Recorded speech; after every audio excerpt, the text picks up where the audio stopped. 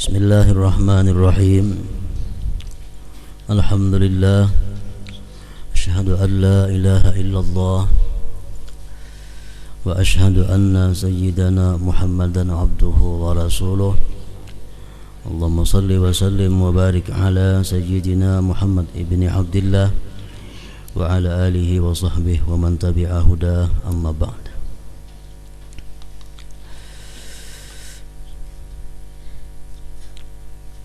Yang kita hormati dan kita cintai para habaib, alim ulama, guru-guru agama, para muhibbin, hadirin dan hadirat rahimakumullah. Pertama-tama senantiasa kita panjatkan puji syukur kehadirat Allah Subhanahu wa ta'ala atas limpahan anugerah yang selalu diberikan kepada kita semua. Dan juga salawat dan salam selalu kita haturkan keharibaan junjungan kita Nabi besar Muhammad sallallahu alaihi wasallam dan kepada seluruh keluarga, para sahabat, zuriat dan pengikut ila yaumil qiyamah.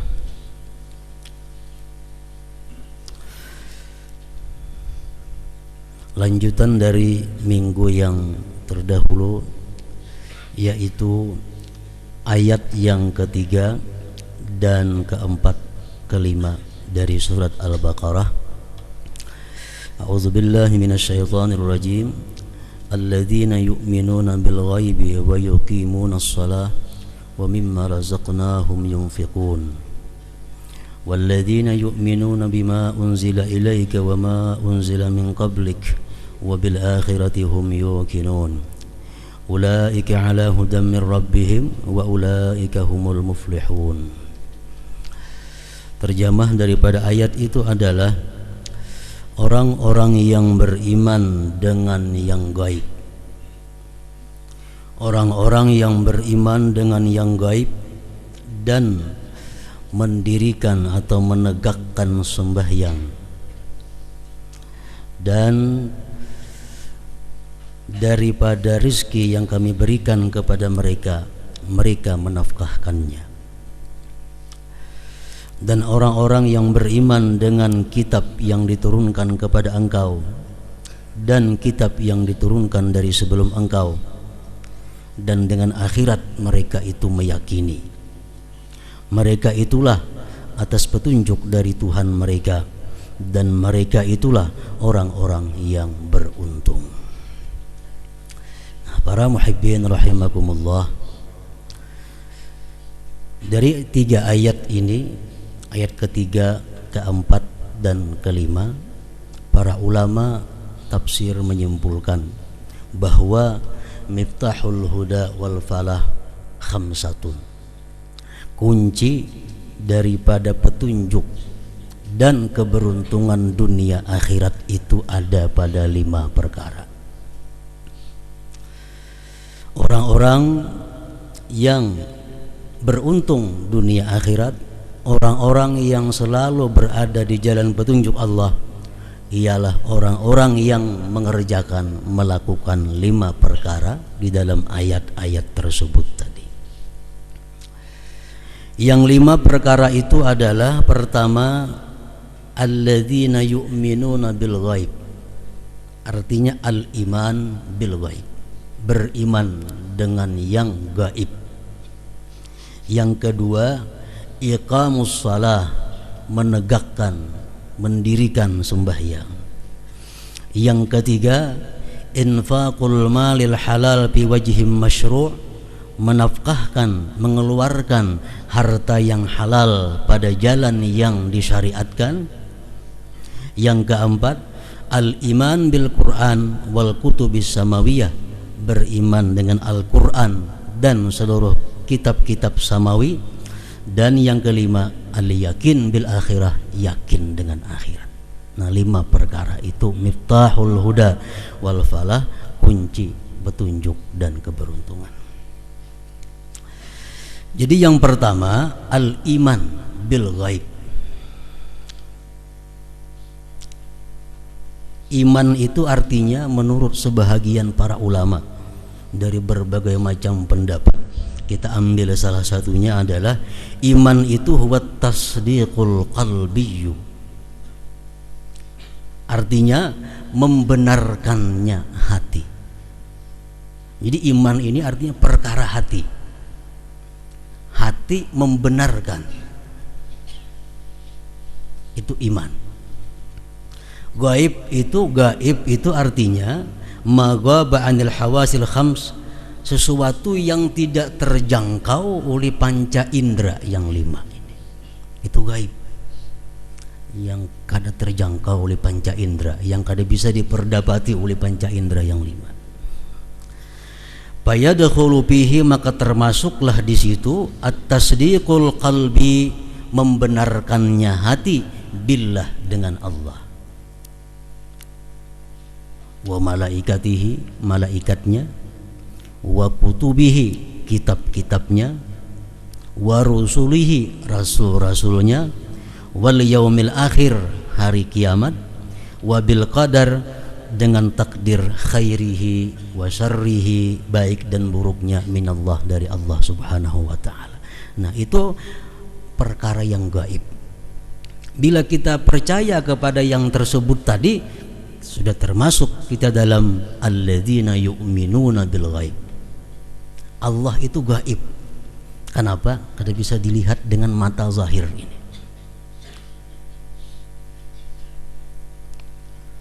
Malaikat gaib juga, kada bisa dilihat juga malaikat dengan panca indera kita. Kutubihi, kitab-kitab Allah, itu pun gaib. Kita kada pernah tahu bagaimana, macam apa Allah menurunkan kitab kepada Rasulnya. Itu gaib bagi kita. Wa rusulihi, rasul-rasul Allah pun gaib bagi kita.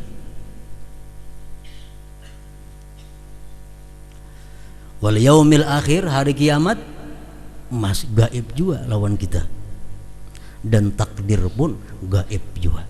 Nah, bila kita percaya semua itu, sudah kita termasuk yang pertama, alladzina yu'minuna bil ghaib tadi, percaya. Para muhibbin rahimakumullah, iman pertama, iman.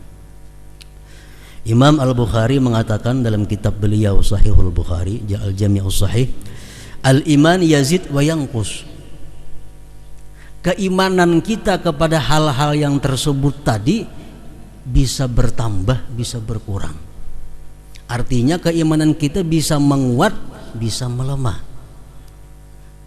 Keimanan kita bisa semakin tajam atau semakin tumpul.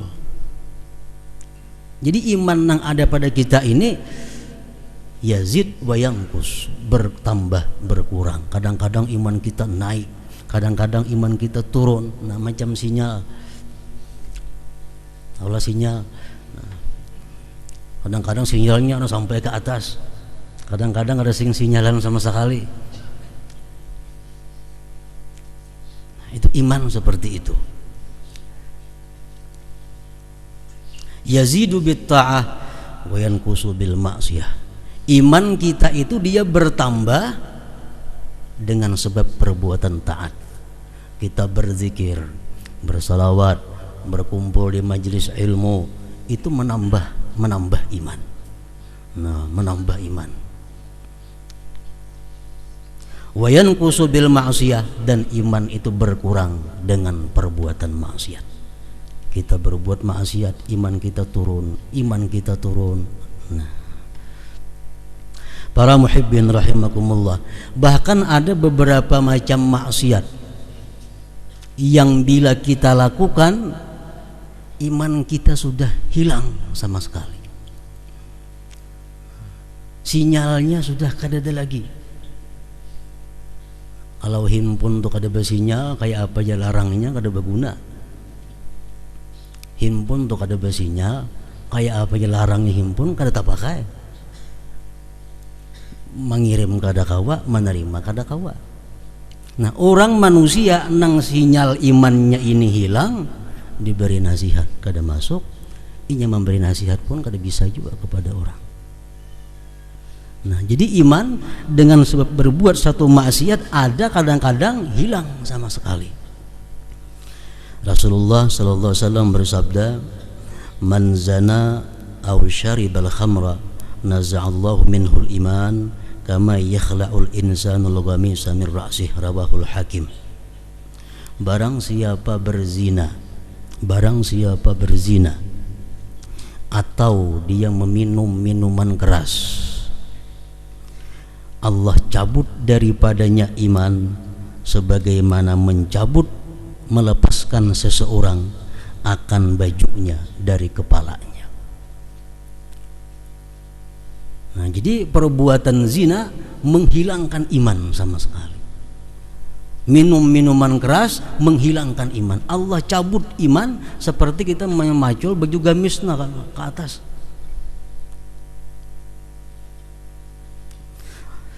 Rasulullah bersabda lagi, la yazni zani hina yazni wa huwa mu'min wa la yasriku sariku hina yasriku wa huwa mu'min wa la yashrabul khamra hina yashrabuha wa huwa mu'min ila akhir. Rawahul Bukhari wa Muslim.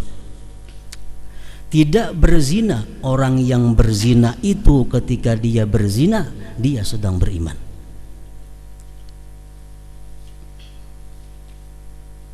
Tidak mencuri orang yang mencuri itu ketika dia mencuri dia sedang beriman. Dan tidak minum minuman keras orang yang minum minuman keras ketika dia minum minuman keras itu dia sedang beriman.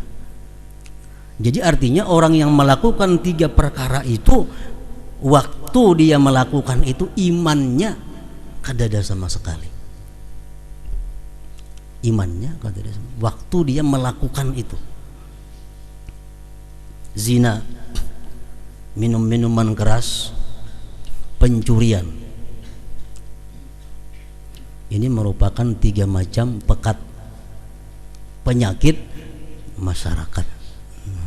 Baik masyarakat bawah, masyarakat kelas atas, masyarakat kaya, masyarakat miskin, masyarakat swasta, masyarakat pejabat, kada lepas daripada salah satu antara 3 itu penyakit masyarakat. Minum minuman keras, orang miskin kada kawan karena larang iya. Nah, ngapakah diminumnya seperti itu kah? Orang kaya mungkin minuman yang larang-larang sama pada memabukkan.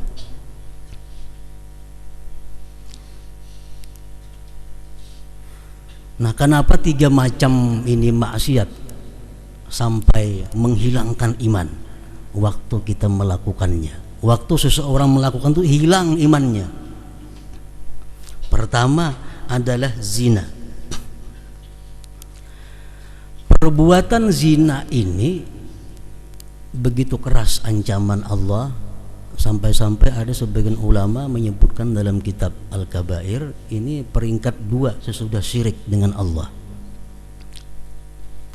Zina ini menghancurkan tatanan masyarakat, dan zina ini kalau dia jadi anak akan menumbuhkan generasi yang haram. Bila generasi haram ini berkembang biak, otomatis dipenuhi manusia yang haram. Nah, itu sebabnya zina ini. Rasulullah menyatakan dalam hadis, la yadkhulul jannata lahmun nabata min haram. Tidak masuk surga daging yang tumbuh daripada yang haram. Pannaru aulabih, neraka lebih patut dengannya. Itu daging yang diberi makan dengan makanan yang haram, apalagi sebagian awaknya daripada yang haram. Kalau di kampung kita ada 10 generasi haram macam ini, hancur kampung kita. Kenapa sebabnya? Karena generasi yang badannya ini haram, perbuatannya tentu akan berbuat kerusakan-kerusakan di muka bumi ini. Itu pertama itu. Makanya orang berzina itu hilang iman waktu dia berzina itu. Dan lagi Rasulullah SAW bersabda, man zana zuniya bih. Barang siapa berzina maka akan dizinai orang juga dia. Maksudnya siapa berzina akan dizinahi orang juga bininya atau anaknya atau keturunannya. Ini Rasulullah mengatakan demikian dalam kitab Al-Jami'us Shaghir Imam Suyuti. Man zana zuniya bihi. Bila kita berzina, bini kita kena jaga. Kada bini anak, ada anak cucu, karena cucu pembantu. Nah ini Rasulullah sudah mengatakan man zana zuniya bihi. Makanya keras larangan Allah terhadap zina ini. Di dalam kitab Faidul Qadir Syarah Jami'us Shaghir disebutkan di situ, inna waladaz zina la yadkhulul jannah ila sab'ati aba fa khaffafa Allahu an hadhihi al-ummah ja'alaha ila khamsati aba. Anak zina tidak masuk surga sampai 7 turunan. Kemudian Allah meringankan untuk ini umat Nabi Muhammad sallallahu alaihi wasallam, Allah jadikan menjadi 5 generasi keturunan. Nah itu anak zina. Waladuz zina syarrus thalasah, kata Rasulullah. Anak zina ini yang paling jahat di antara 3. Abahnya, laki-lakinya, bebiniannya, anaknya kena. Abahnya jahat karena berzina, mamanya jahat karena berzina. Anaknya yang paling jahat. Anaknya.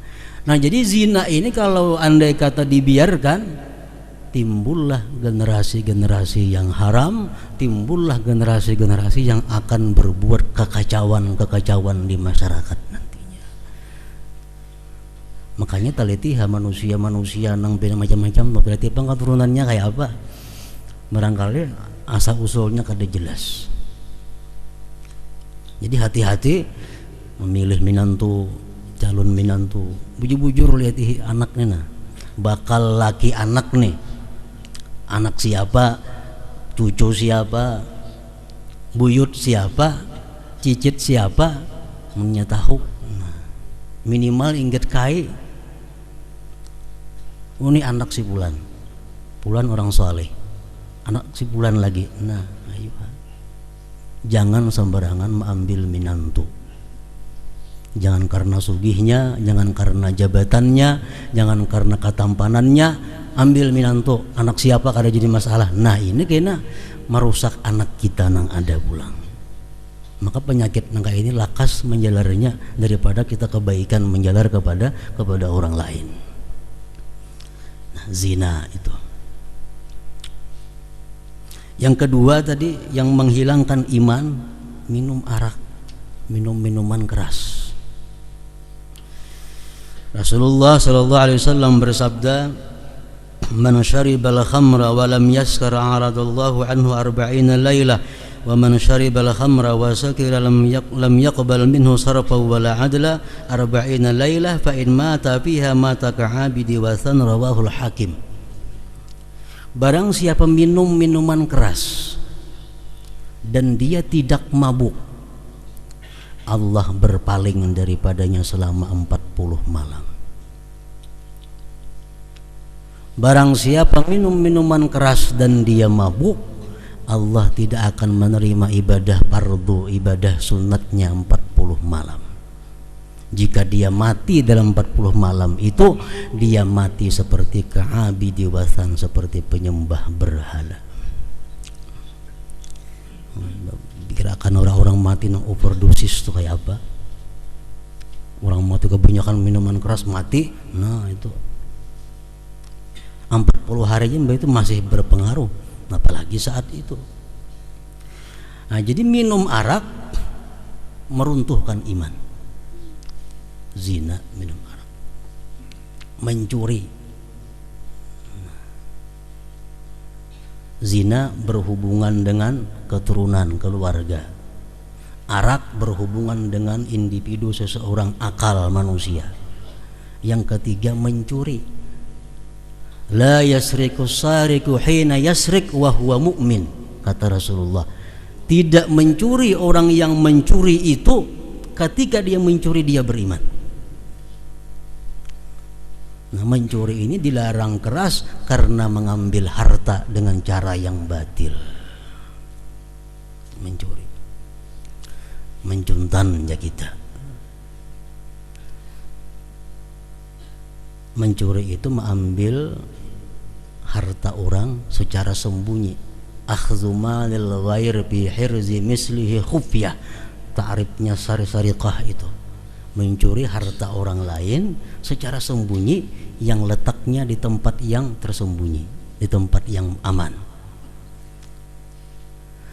Nah, orang yang mencuri harta seseorang hilang imannya. Kita bayangkan bagaimana kalau orang yang merampok. Lebih lagi, kalau orang yang merampok sudah lebih daripada mencuri lagi, kita bayangkan bagaimana orang-orang yang korupsi itu. Mencuri masih mengambil harta seekor orang, merampok masih mengambil harta sebuah rumah paling-paling. Coba orang-orang korupsi itu mengakibatkan jutaan manusia yang sengsara. Adalah iman lagi, kada punya iman lagi orang yang sedang korupsi itu. Jelas dicabut oleh Allah Subhanahu wa ta'ala. Jutaan masyarakat nang sengsara gara-gara korupsi ini. Minyak jadi larang, listrik sapaja-paja, semua larang gara-gara apa? Korupsi. Tentu orang yang koruptor itu jelas sudah kada punya iman lagi. Bila orang kada punya iman, dia melakukan satu ibadah ngarannya kemunafikan. Orang munafik, orang kada punya iman tapi dia sembahyang, langgar, naik haji, itu munafik. Hatinya kada punya iman. Jadinya berbuat baik hanya minta tangguh benar aja. Minta tangguh. Pada aku orang nang sosial, pada aku orang nang ahli ibadah, aku suka kebaikan, aku suka habaib. Padahal imannya kada ada. Nah,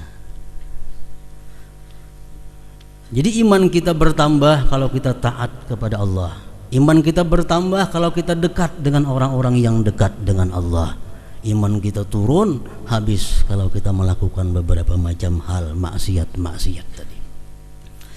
Nah, itu alladzina yu'minuna bil ghaib, orang-orang yang beriman dengan gaib, dengan yang gaib.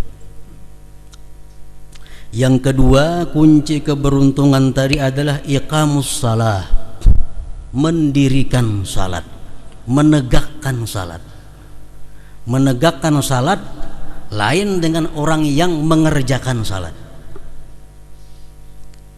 Orang yang manajak tihang lain lawan orang yang menegakkan tihang. Manajak tihang aja, asal betajak aja condong kemana, kada jadi masalah, asal betajak. Tapi kalau menegakkan tiang, nah tegak. Allah mencela orang-orang yang salat dalam Al-Quran. Allah memuji orang yang menegakkan salat. Fawailun lil musallin, celaka orang-orang yang sembahyang, dicela Allah. Tapi Allah menyuruh kita bukan sekedar sembahyang, tapi wa yuqimunas shalah, mendirikan sembahyang. Kenapa sebabnya? Karena bila kita mampu mendirikan salat, maka itu akan menjadi benteng kita daripada perbuatan segala maksiat. Itu gunanya. Kayak apa mendirikan salat itu? Kayak apa sembahyang kita supaya bisa tegak? Para ulama suluk mengatakan bahwa yang dimaksud dengan iqamus salah, mendirikan salat itu adalah fi'lus syurut wal arkan was sunan wa tarkul mubtilat wal muharramat wal makruhat zahira wa batina. Mendirikan salat itu melaksanakan syarat, rukun dan sunat sembahyang, meninggalkan yang membatalkannya, meninggalkan yang haram yang kada membatalkan, dan meninggalkan yang makruh. Kalau kita sembahyang untuk kita kawa melaksanakan seperti itu, nah kita sudah menegakkan salat, melakukan syarat sembahyang, suci, menutup aurat, menghadap kiblat, tahu cara-cara sembahyang. Rukun sembahyang gawi dengan bujur. Sunat-sunat sembahyang laksanakan. Sunat sembahyang macam tasyahud awal, macam kunut, macam doaul istiftah, macam membaca surah sesudah Fatihah. Itu sunat-sunat sembahyang. Kita gawi nang sunat-sunatnya, tinggalkan nang membatalkan sembahyang. Tinggalkan pula yang haram-haram yang kadang membatalkan sembahyang. Kan dalam sembahyang ada perbuatan yang haram tapi kadang membatalkan dengan sembahyang. Contohnya ujar ulama fikih mencontohkan seperti mentasdidkan yang tidak bertasdid. Satu contohnya, misal maliki yaumiddin. Kan bahasa ada bertasdid maliki yaumiddin. Nya bertasdid maliki yaumiddin. Itu haram tapi kada batal sembahyangnya. Nah, ditinggalkan juga itu. Kita biasa membaca iyyaka na'budu, adanya iyyaka na'budu. Nah, itu haram tapi kada membatalkan sembahyangnya. Nah, jangan digawi itu. Wal makruhat, dan meninggalkan nang makruh-makruhnya. Nang makruh macam apa contohnya? Seperti meninggalkan auzubillahi minasyaitonir rajim, makruh. Meninggalkan tasyahud awal, makruh. Nah, segala nang makruh ditinggalkan juga. Baik zahir maupun batin kita kawa melaksanakan itu, kita ngarannya adalah yuqimunas shalah, menegakkan, mendirikan sembahyang. Zaman sembahyang kita mungkin kada kawa cagat, ibarat bapasang lot miring sedikit, cuma jangan terlalu miring. Nah, ini miringnya bilang parak bana lawan rabah. Memang untuk tegak lurus itu sulit kita sembahyang. Tapi kata Rasulullah, wa qaribu, amun kada kawan nang pas, parak pas barang. Nah, wa qaribu. Rasulullah bersabda, kam min qa'imin hazzuhu min salatihi ta'ab wan nasab. Berapa banyak orang yang sembahyang hanya dapat susah payah lapah. Kenapa? Nah, karena sembahyangnya ditolak oleh Allah. Miring, menanjak tihangnya miring benar, kada diterima oleh na ampun rumah. Nah, terpaksa mau ulangi. Innal abda la yusalli shalah la yuktabu lahu sudusuha wa la ushruha wa inna ma yuktabu lil abdi min salatihi ma'aqala minha, rawahu Abu Daud. Bahwa seorang hamba sembahyang tidak ditulis seperenamnya, kada ditulis, sepersepuluhnya kada dapat, hanya ditulis dari sembahyang itu yang mana kita sadar waktu sembahyang itu. Kita waktu rukuk, kita sadar kita rukuk. Kita i'tidal, kita sadar kita sedang i'tidal. Sujud, kita sadar kita sedang sujud. Nah, itu yang ditulis oleh Allah, yang diterima. Nah, mendirikan salat ini. Yang ketiga, infaqul mal bi wajhin masyru'. Menafkahkan harta yang halal di jalan syariat. Ada yang wajib macam zakat dan mengungkusi keluarga, ada yang sunat membantu fakir miskin, membangun masjid dan sebagainya, itu yang sunat. Infak malil halal, yang diberikan itu, yang dinafkahkan itu adalah harta yang halal. Kalau hartanya harta haram, jangan dinafkahkan. Kenapa? Kembalikan kepada ampunnya. Kita ini biasa harta haram, diwakapakan jangan. Unjuk lawan ampunnya siapa?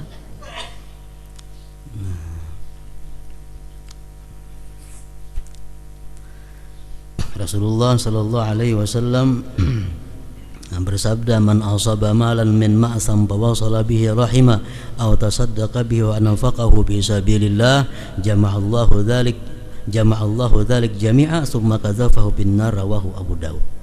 Siapa yang dapat harta dari jalan dosa, dapat harta melalui cara yang haram, kemudian dia berikan kepada keluarganya, dia sedekahkan, dia bagi-bagi duit itu, nanti di akhirat Allah kumpulkan semua itu, Allah timbai ke dalam neraka. Qadzafahullah finnar, qadzafahullah finnar, Allah lemparkan dia.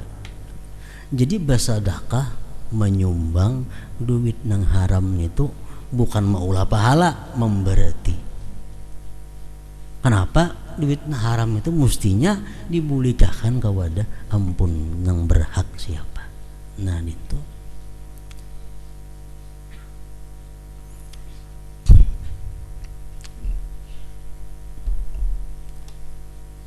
riba contohnya.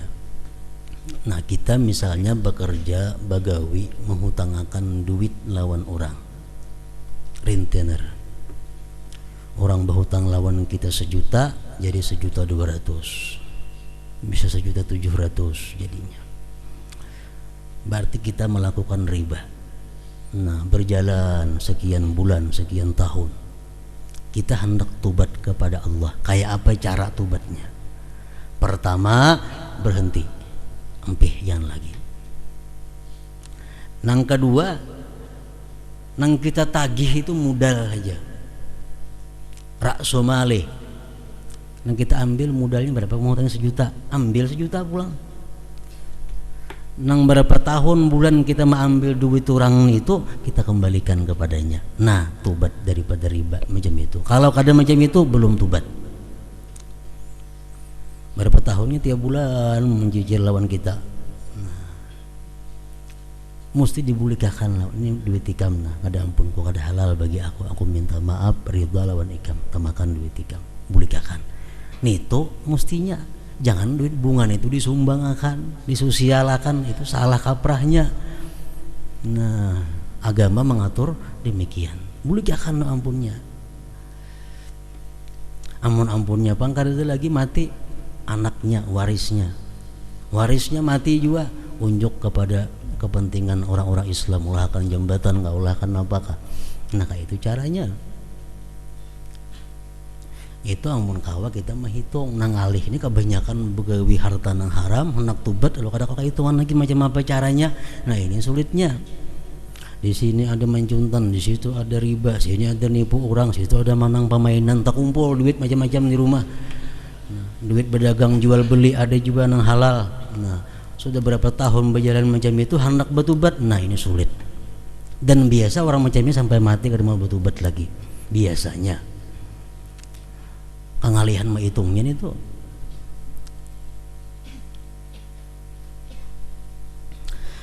Jadi infaqul malil halal fi wajhin masyru'. Yang ketiga, menafkahkan harta yang halal pada jalan syariat, jalan yang dibenarkan.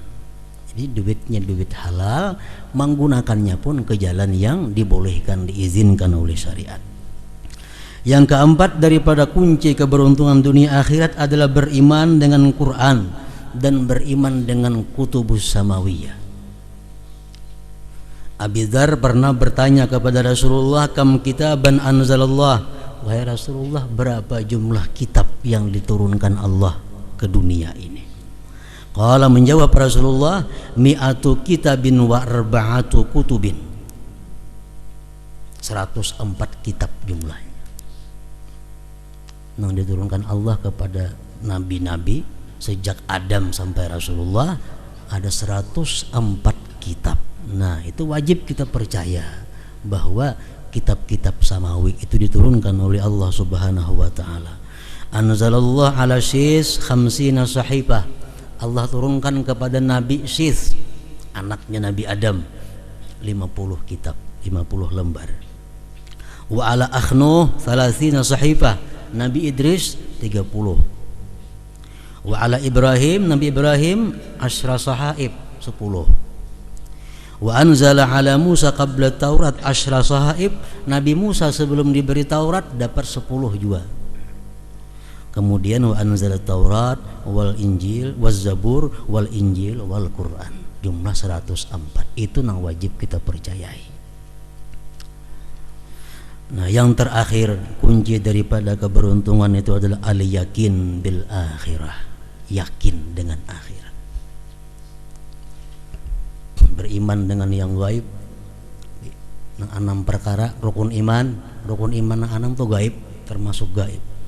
Mendirikan salat, kemudian lagi menafkahkan harta yang halal di jalan disyariatkan.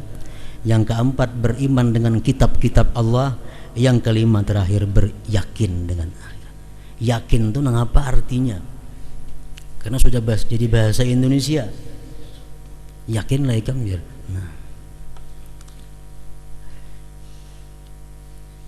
Yakin ada sedikit berbeda dengan iman.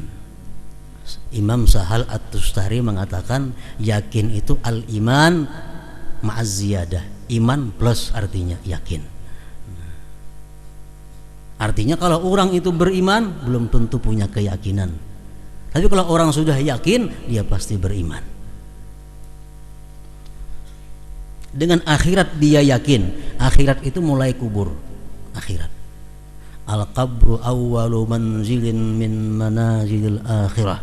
Kubur itu adalah tempat pertama dari tempat-tempat akhirat. Nah, percaya dengan kubur, yakin dengan kubur, yakin dengan segala macam akhirat, timbangan, mizan, neraka, surga, sirat dan lain-lain.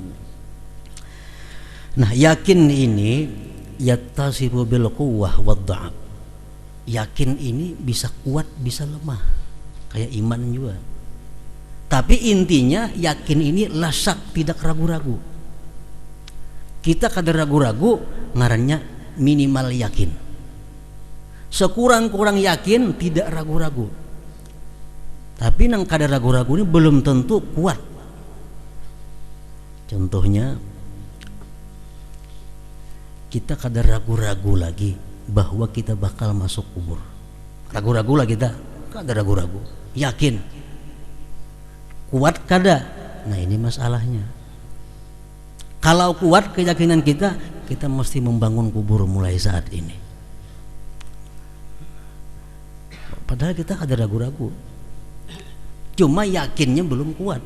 Lalu kita urusan kuburnya kaina-kaina, gampang-gampang. Yang penting urusan isuknya dipikirkan. Karena keyakinan kita hanya ingat minimal.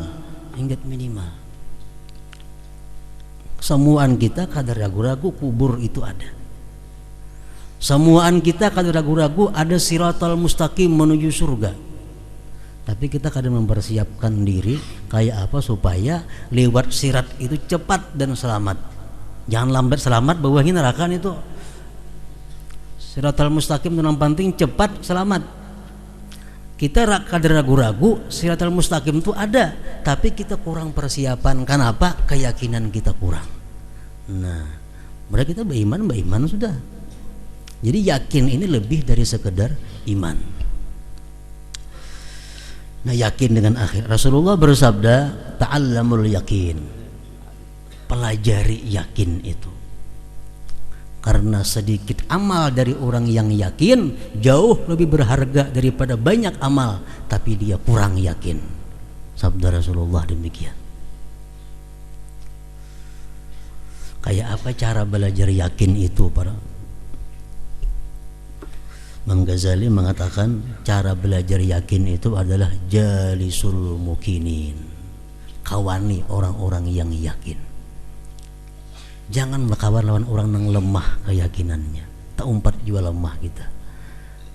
Dekat-dekat semajlis dirancaki lawan orang-orang yang punya keyakinan kuat. Niscaya menjalar kepada kita keyakinan itu menjadi kuat juga. Nah, bila 5 perkara ini sudah kita peroleh, Allah mengatakan ulaika ala hudam min rabbihim wa ulaika humul muflihun. Merekalah orang-orang yang berada di atas petunjuk Tuhan dan merekalah orang-orang yang beruntung, sukses, bahagia dunia dan akhirat. Nah, ini situ dulu. Ila hadratin Nabi sallallahu alaihi wasallam. Al-Fatihah.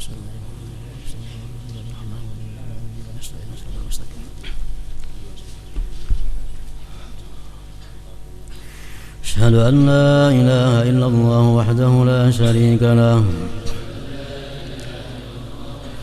وأشهد أن سيدنا محمدا عبده ورسوله لا إله إلا الله نستغفر الله لا إله إلا الله نستغفر الله لا إله إلا الله نستغفر الله لا إله إلا الله ونتوب إلى الله لا إله إلا الله محمد رسول الله صلى الله عليه وسلم فيا أيها الرجل منه شفاعة صلوا عليه وسلموا تسليما